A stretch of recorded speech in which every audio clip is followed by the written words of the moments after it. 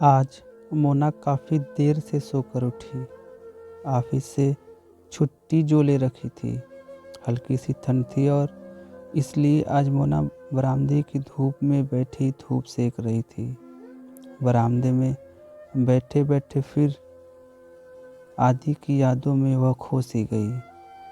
कैसे वह घंटों इसी बरामदे में आदि के कंधों पर सर रखे बातें किया करती थी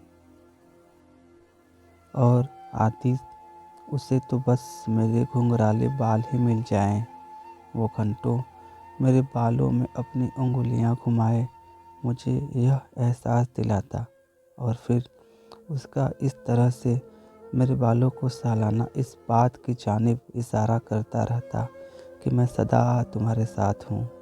लेकिन होनी को कौन टाल सकता है।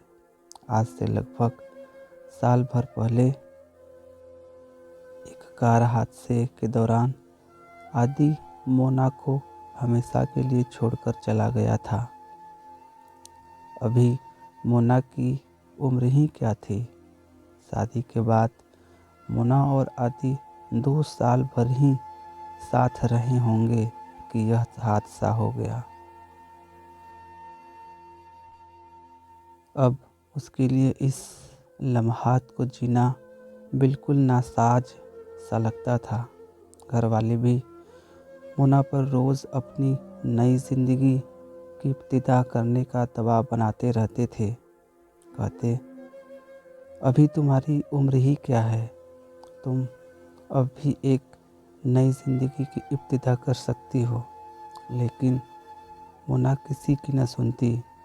औरों के लिए तो आज वैलेंटाइन डे था, लेकिन मोना के लिए कुछ नहीं।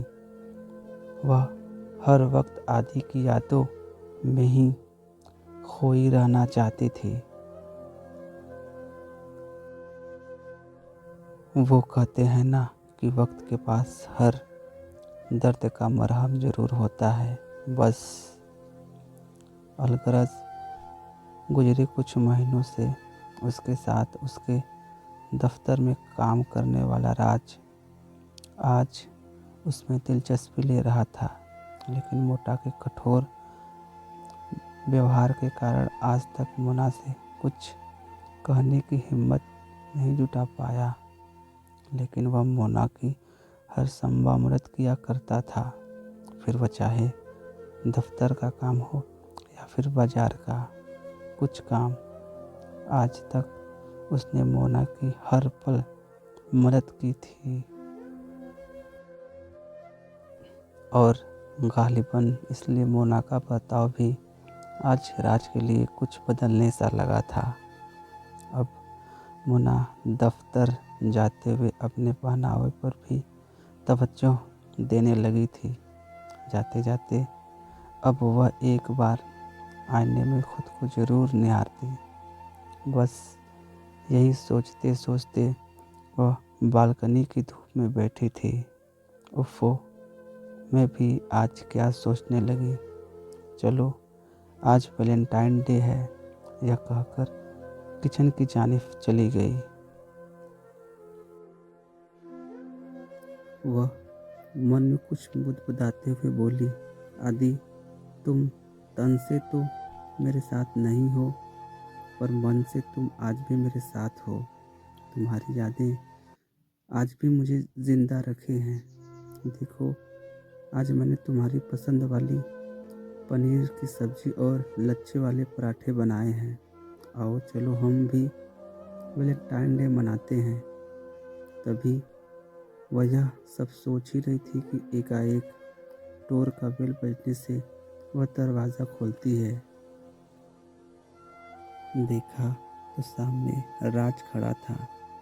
आज राज को इस तरह घर पर देखकर उसे अपनी आंखों पर एक पल के लिए तो यकीन ही नहीं हुआ। फिर वह कुछ देर तक आश्चर्य से थी, लेकिन फिर मन ही मन सोचने लगी कि कहीं न कहीं आज मन में राज के लिए वह मुंतज़िर तो थी ही। अगले ही पल बिना कुछ कहे राज ने अचानक गुलाब का फूल देते हुए अपनी मोहब्बत का इजहार कर ही दिया। मोना ने मुड़कर आदि की तस्वीर की जानिब देखा, मानो आदि की तस्वीर ही इस पवित्र मोहब्बत को अपनी स्वीकृति दे रही हो। और मोना ने मुस्कुराते हुए फूल को ले लिया। दिल खुशी से झूम उठा था। जो सपने उसने बरसों अपने दिल में इसरार कर रखा था, उस सपने को आज राज ने हकीकत कर दिया था। वह आज बहुत खुश थी। उसके चश्म से आंसू का एक कतरा निकल उठा। उसने दिल से राज को गले से लगा लिया। बस इतनी सी थी राज और मोना की मोहब्बत की दास्तान।